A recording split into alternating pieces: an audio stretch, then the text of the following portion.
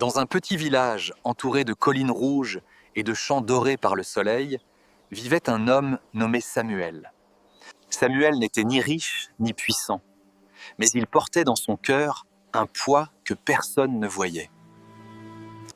Chaque matin, il traversait le marché du village sans regarder les visages autour de lui. Il avançait vite, comme si le monde entier était devenu un lieu dont il devait se protéger. Autrefois pourtant, Samuel était connu pour sa générosité et son sourire lumineux. Mais les années avaient durci son regard et refermé ses mains. Un jour, alors qu'il était encore jeune commerçant, il avait aidé un voisin en difficulté. Il lui avait prêté de l'argent, du temps et même une partie de ses récoltes. Ce voisin avait promis de lui rendre l'appareil dès qu'il le pourrait. Mais lorsque la saison suivante apporta l'abondance, le voisin détourna les yeux. Il ne rendit rien. Il ne dit même pas merci. Ce jour-là, quelque chose se brisa silencieusement dans le cœur de Samuel. Il se fit une promesse froide et définitive. Plus jamais il ne ferait passer les autres avant lui. Plus jamais il ne tendrait la main en premier. Les années passèrent. Samuel prospéra. Son commerce grandit. Ses réserves augmentèrent. Mais son cœur, lui, se rétrécissait. Un soir, alors que le soleil disparaissait derrière les collines, un vieil homme s'approcha de son étal. Il portait des vêtements usés et ses mains tremblaient légèrement. Sa voix était douce, mais fatiguée. Il demanda un peu de farine pour nourrir sa petite fille malade. Samuel ne leva même pas les yeux. Il répondit sèchement qu'il n'était pas une œuvre de charité. Le vieil homme resta silencieux quelques secondes. Puis il murmura une phrase que Samuel n'avait pas entendue depuis son enfance. « Ce que vous voulez que les hommes fassent pour vous, faites-le de même pour eux. » Ces mots tombèrent dans l'air du soir, comme une pierre dans une eau calme. Samuel sentit une étrange chaleur traverser sa poitrine. Il connaissait ces paroles. Sa mère les lui avait répétées des dizaines de fois. Elle les citait toujours en ouvrant la Bible usée qu'elle gardait près de son lit. Luc chapitre 6, verset 31. Il n'avait pas oublié. Il avait seulement choisi de ne plus écouter. Cette nuit-là, Samuel ne trouva pas le sommeil. Les paroles tournaient dans son esprit comme un vent persistant. Et pour la première fois depuis longtemps, il se demanda une chose simple. Et si le monde n'avait pas besoin de plus de protection, mais de plus de bonté Sarah? Le silence de la nuit semblait plus lourd que d'habitude dans la maison de Samuel. Il se tourna dans son lit, incapable d'échapper à la voix du vieil homme. Les mots résonnaient encore avec une clarté presque douloureuse. Faites-le de même pour eux. Samuel se leva finalement et alluma une petite lampe à huile. Dans un coin de sa chambre reposait une vieille boîte en bois.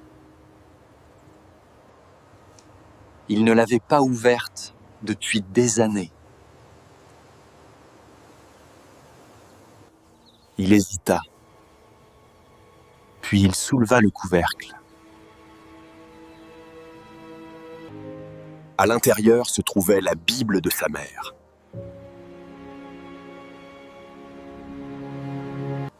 Les pages étaient jaunies, mais le marque-page était resté au même endroit. Comme si quelqu'un avait su qu'un jour, il reviendrait à ce verset. Ses doigts tremblèrent légèrement en tournant les pages. Il retrouva les mots Luc 6, verset 31. Il lut à voix basse, puis il relut. Chaque syllabe semblait percer la carapace qu'il avait construite autour de son cœur. Il se rappela le regard de sa mère lorsqu'elle lui parlait de cette parole. Elle disait que cette phrase pouvait changer un monde, mais qu'elle devait d'abord changer un cœur. Samuel referma le livre. Il resta assis longtemps, immobile. Une question s'imposa alors à lui. Que voudrait-il que les autres fassent pour lui s'il se retrouvait dans la détresse par là ? Il pensa à sa propre fille. Elle vivait désormais loin du village. Ils ne se parlaient presque plus. Un conflit ancien, des paroles trop dures, une fierté mal placée. Il aurait voulu qu'elle lui pardonne. Il aurait voulu qu'elle lui tende la main. Il aurait voulu qu'elle fasse le premier pas. Et pourtant, lui n'avait jamais essayé. Cette pensée le frappa comme une lumière soudaine.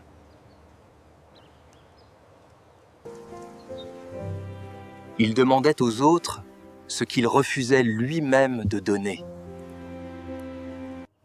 Au lever du jour, Samuel prit une décision. Il remplit un sac de farine.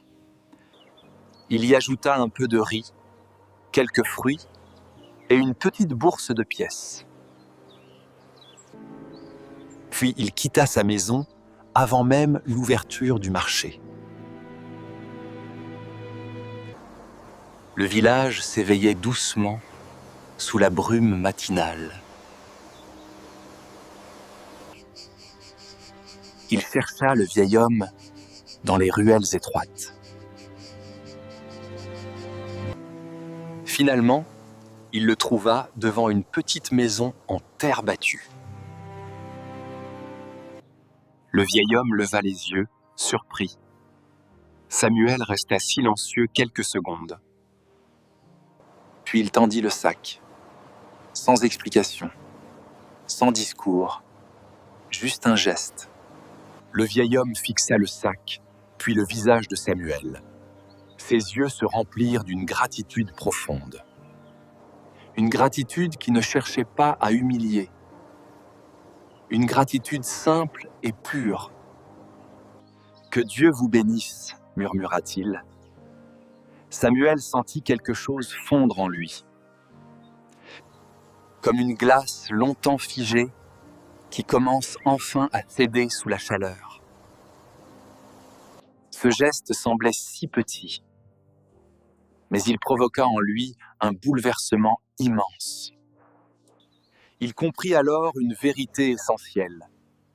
La bonté n'appauvrit jamais celui qui donne. Elle libère celui qui retient. Pour la première fois depuis des années, Samuel respira pleinement. Et il sut que ce n'était que le début. Les jours suivants, Samuel continua à poser des gestes simples. Il ne devint pas parfait du jour au lendemain.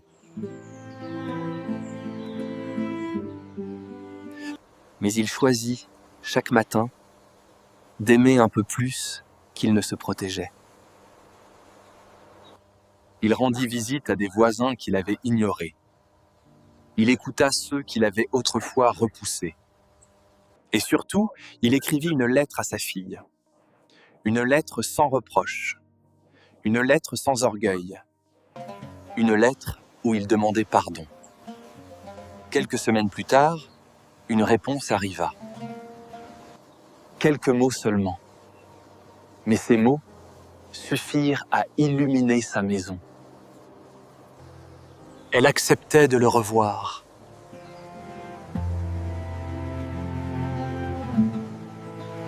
Ce jour-là, Samuel comprit enfin la profondeur du verset qu'il avait longtemps négligé. Ce que nous voulons recevoir, nous devons avoir le courage de l'offrir en premier. La bonté appelle la bonté. Le pardon ouvre la porte au pardon. L'amour, lorsqu'il est donné sans calcul, revient toujours transformé. Et dans ce petit village entouré de collines rouges, un homme apprit qu'un cœur peut se refermer en un instant, mais qu'il peut aussi renaître par un simple geste. Ce que vous voulez que les hommes fassent pour vous, faites-le de même pour eux. Ce verset n'était plus seulement une parole écrite. Il était devenu la manière dont Samuel choisissait désormais de vivre.